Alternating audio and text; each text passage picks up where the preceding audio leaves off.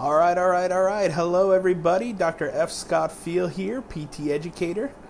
Um, I wanted to start tonight by just saying thank you all for joining the group, the Professors of Profit Facebook group. We'll give everybody a minute or two to get in here on the live. And really, I know Texas is hot.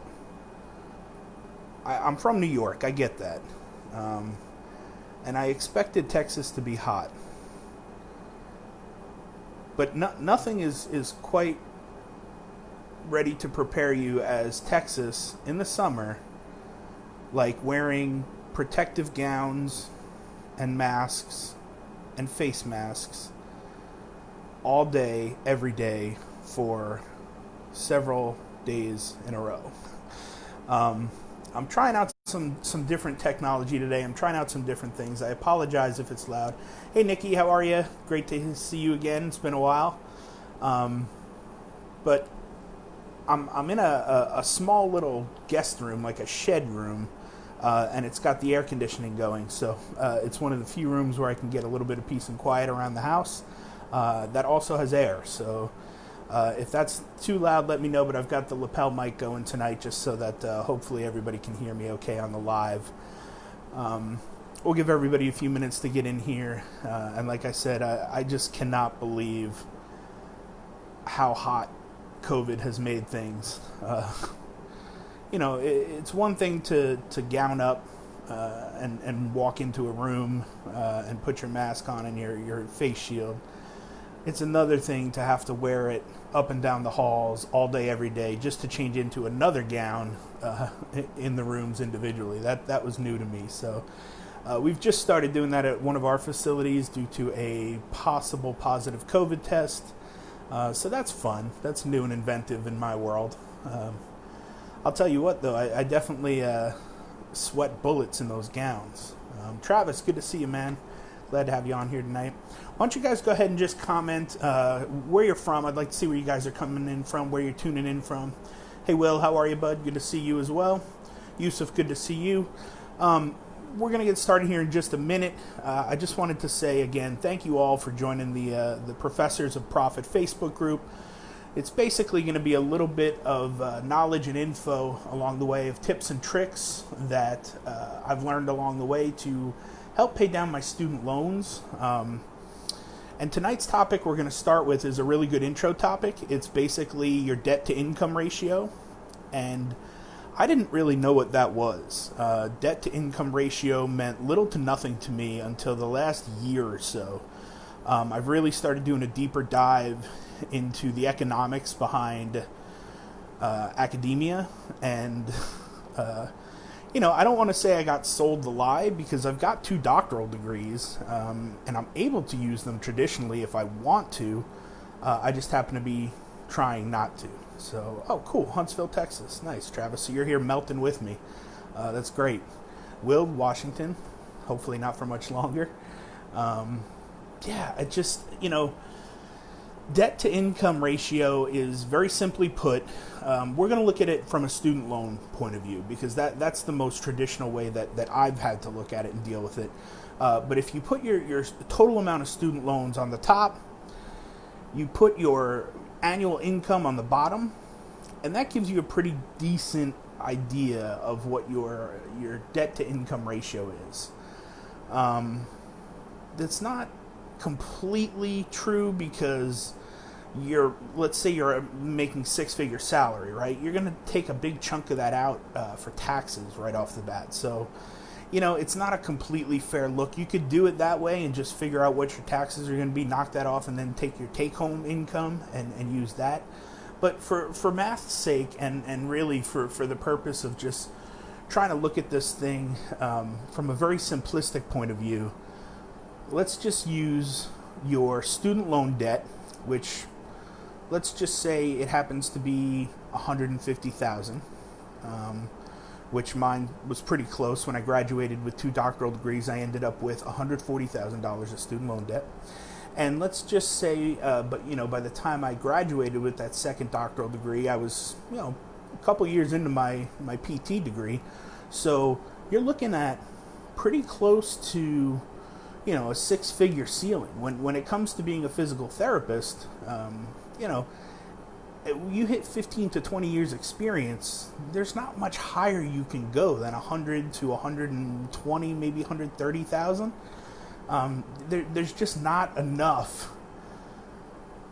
patients for you to see in a day to make more money than that. So, it's basically one of those things where if you were to take a look at somebody who was 10 or 15 years into the field versus someone who's 20, 25 years, they're probably making about the same.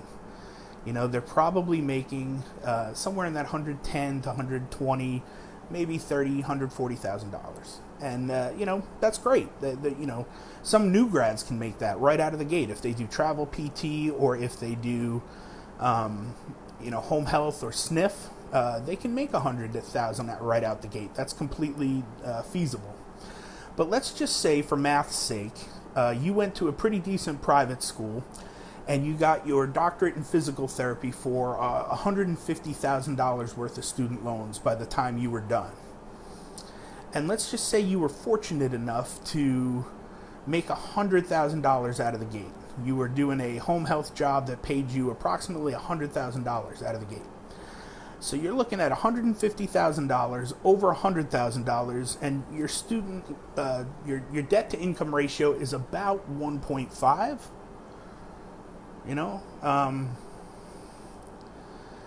It's not great.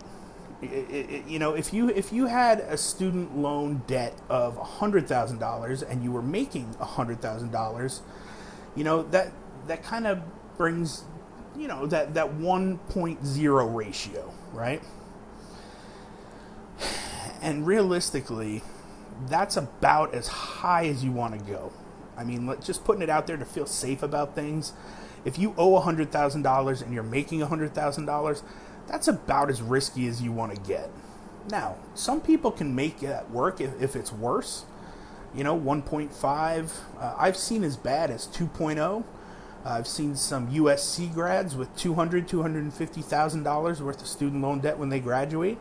And they're coming out with, $100,000 salary, which again is pretty decent for a new grad. So you're looking at a 1.5 to 2.0 student debt to income ratio. That's not great. That means you're having to come up with almost double every year what your salary is, to make payments enough on those student loans.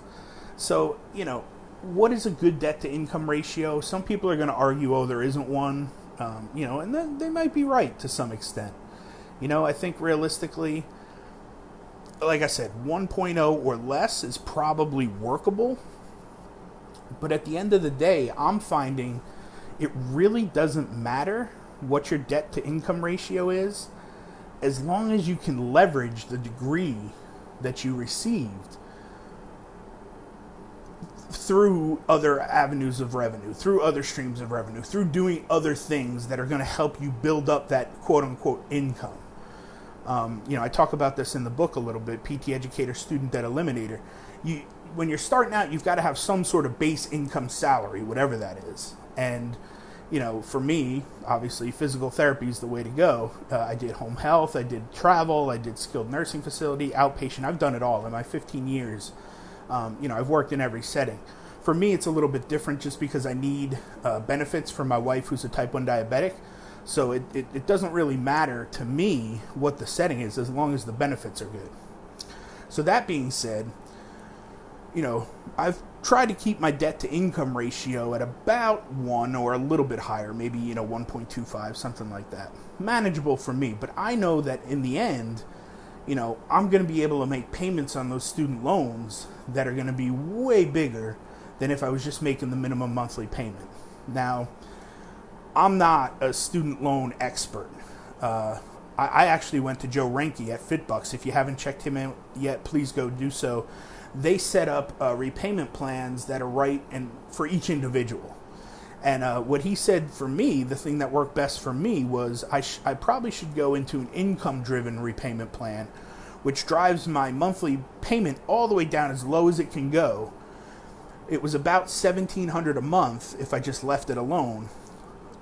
income-driven repayment plan drove it down to about $700 a month, which is a lot more manageable, but then it stretched it out over 30 years.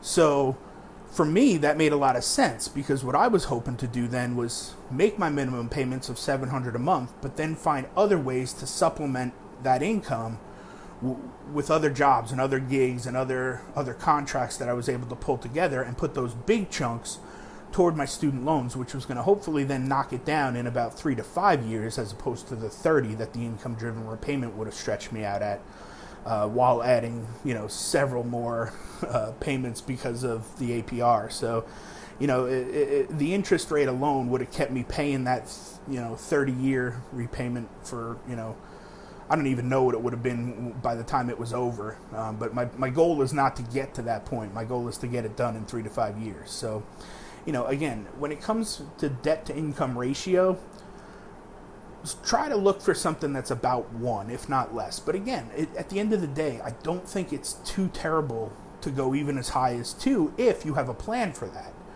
right? It doesn't really matter. People can argue that you want no debt to income ratio, but it just doesn't matter.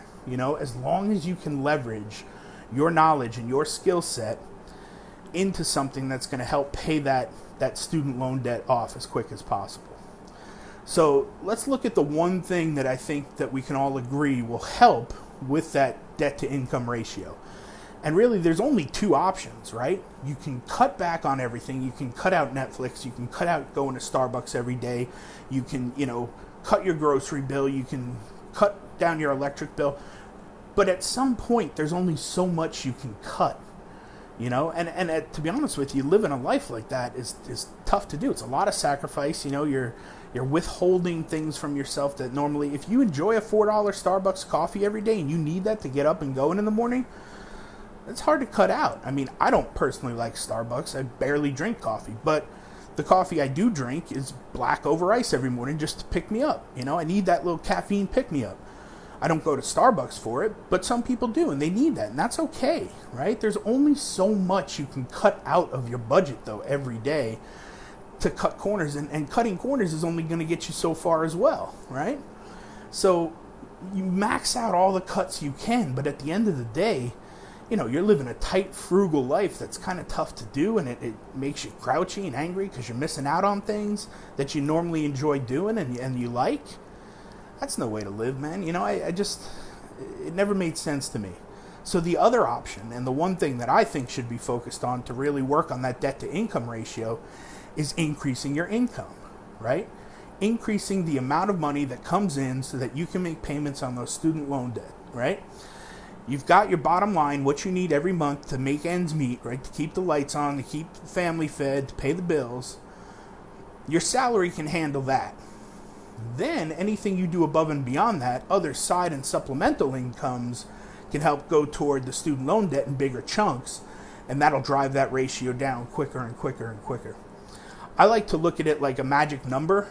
For those who follow sports, baseball toward the end of the season usually has a magic number, which is just how many games you need to either win, or a combination of you winning and your opponent losing to get to that playoff spot or to clinch a playoff spot.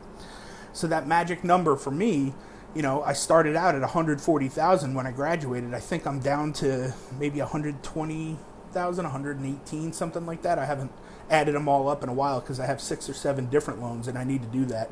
I want to start putting on my YouTube channel. That it's youtube.com/PT Educator, and I'm going to put a live check-in every month on where we're at with the student loan debt, so you guys can kind of follow along on my journey and see it real time.